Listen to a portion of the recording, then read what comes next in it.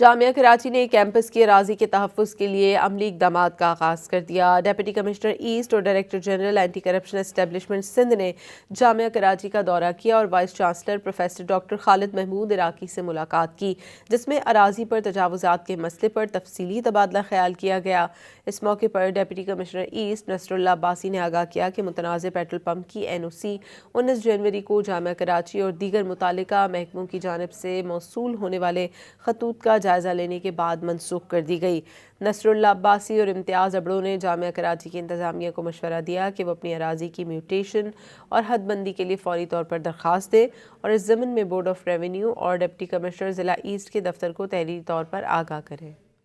جامعہ کراچی نے کیمپس کی اراضی کے تحفظ کے لیے عملی اقدامات کا آغاز کر دیا۔ ڈپٹی کمشنر ایسٹ اور director general anti corruption establishment Sindh نے جامعہ کراچی کا دورہ کیا اور vice chancellor professor doctor Khalid Mahmood Iraqi سے ملاقات کی، جس میں اراضی پر تجاوزات کے مسئلے پر تفصیلی تبادلہ خیال کیا گیا۔ اس موقع پر ڈپٹی کمشنر ایسٹ نصر اللہ عباسی نے آگاہ کیا کہ متنازع پیٹرول پمپ کی NOC 19 جنوری کو جامعہ کراچی اور دیگر متعلقہ محکموں کی جانب سے موصول ہونے والے خطوط کا جائزہ لینے کے بعد منسوخ کر دی گئی۔ نصر اللہ عباسی اور امتیاز ابڑو نے جامعہ کراچی کی انتظامیہ کو مشورہ دیا کہ وہ اپنی اراضی کی میوٹیشن اور حد بندی کے لیے فوری طور پر درخواست دے اور اس ضمن میں بورڈ آف ریونیو اور ڈپٹی کمشنر ضلع ایسٹ کے دفتر کو تحریری طور پر آگاہ کرے۔